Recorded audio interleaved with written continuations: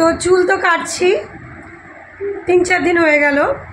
চুলটা অনেকটা ছোট করে দিয়েছি, মাঝে অবধি চুল হয়ে গেছিলো, কিন্তু না আমার চুলটা একদম খারাপ হয়ে গেছিলো, ওই জন্য চুলটা সম্পূর্ণ ছোট করে কাটছি।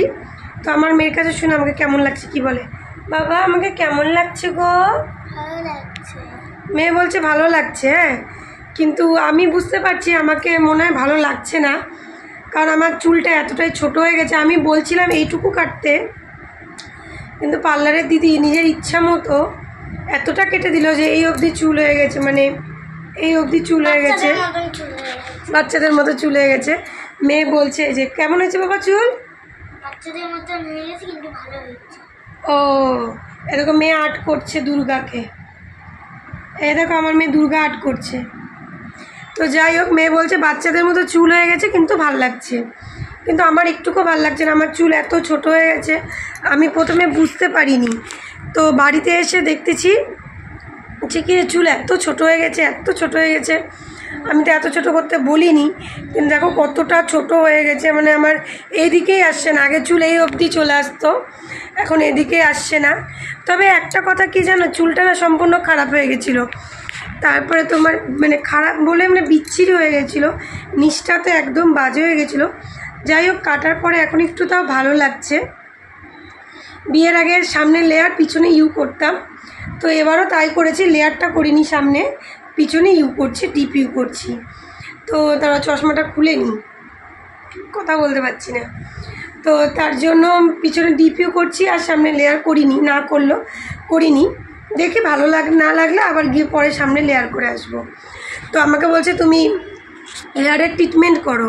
তো হেয়ারের ট্রিটমেন্ট করার আগে আমি ভাবলাম চুলটা আগে একটু ছোটো করে কেটে নিই, কারণ দেখো অত বড় চুলে হেয়ারের ট্রিটমেন্ট করে কোনো লাভ নেই, কারণ চুলের নিচটা যেহেতু আমার খারাপ হয়ে গেছে, ট্রিটমেন্টটা করে আবার কাটতেই হবে। ওই জন্য আগে কেটে নিলাম, কেটে নিয়ে এখন দেখি হেয়ার স্পা বা স্মুথনিং কিছু একটা করতে হবে, কারণ চুলটা আমার এত খারাপ হয়ে গেছে। মানে আগে বিয়ের আগে চুল এতটা খারাপ ছিল না, এখন হয়ে গেছে, হওয়ার কারণ আছে, বিয়ে হয়েছে, সংসার করছি, জল চেঞ্জ হয়েছে, বাচ্চার মা হয়ে গেছি, চুল তো উঠবে, চুল তো খারাপ হবেই। আর একটা প্রবলেম ছিল আমার, যেটা তোমাদের সাথে আজকে আমি শেয়ার করছি। আমার যখন আমি 2nd ইয়ারে পড়তাম তখন আমার পক্স হয়েছিল।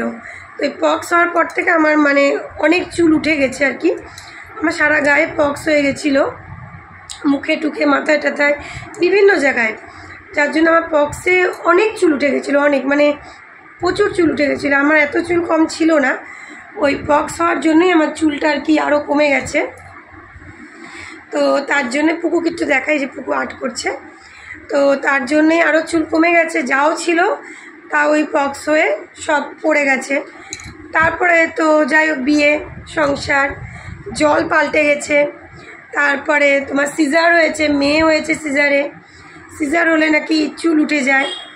তারপরে বাচ্চা বেস্ট ফিট করছে, তাতেও চুল উঠে যায়, শুনেছি নাকি বাচ্চা বেস্ট ফিট করলে নাকি চুল উঠে যায়। এটা লজ্জার কোনো ব্যাপার না, এটা সবাই জানে। তো যাই হোক, এই সব কারণে চুল প্রচুর পড়ে গেছে, উঠে গেছে, তো অনেকটাই চুল ফাঁকা হয়ে গেছে সামনে। তো মেথি পেঁয়াজ সবই দিচ্ছি, কিছুতেই কিছু হচ্ছে না। মেথি দিলে আরও কী হয় জান, ঠান্ডা লেগে যায়, মেথি তো এমনি ঠান্ডা লেগে যায়। আর দ্বিতীয় কারণ, মেথিগুলো না কেমন আটকে থাকে, শ্যাম্পু করলেও না চুলের মধ্যে আটকে থাকে, উঠে না, ওই জন্য এখন আমি আর করি না। আর পেঁয়াজের রসের যে গন্ধ বাবা, শ্যাম্পুতেও যায় না, দূর বাদ দিয়ে দিছি। আর একটা কথা বলতে কি, আমার না অত ধৈর্য নাই, সত্যি কথা বলতে আমার ধৈর্য নাই, ওই মেথি পেঁয়াজের রস হেনা দিয়ে বসে থাকতে হবে, আমার ধৈর্য কুলায় না, তাই জন্য আমি বাদ দিয়ে দিচ্ছি সব কিছু করা।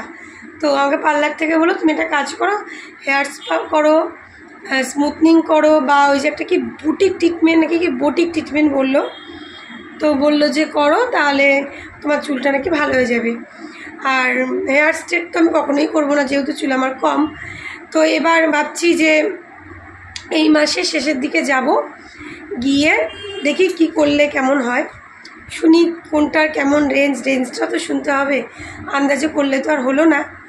তো যাব এই মাসের শেষের দিকে, 20 তারিখের পরে গিয়ে শুনি কি বলে, কোনটা করলে ভাল লাগবে, করবো। তো আবার ভাবছি যে থাক, চুলটা ছোট হয়ে গেছে কোনো ব্যাপার না, কিছুদিন পর তো আবার বড় হয়েই যাবে। পূজার সময় একটু ছোটো চুলই থাক, বাঁধবো বিভিন্নভাবে। তো যাই হোক, দেখা যাক কী হয়, যাব পার্লারে। তো এটাই ভেবে রেখেছি। পুকুকে কি করে একটু দেখায়। পুকু কি করছো? এই যে পুকু আর্ট করেই যাচ্ছে, দেখো।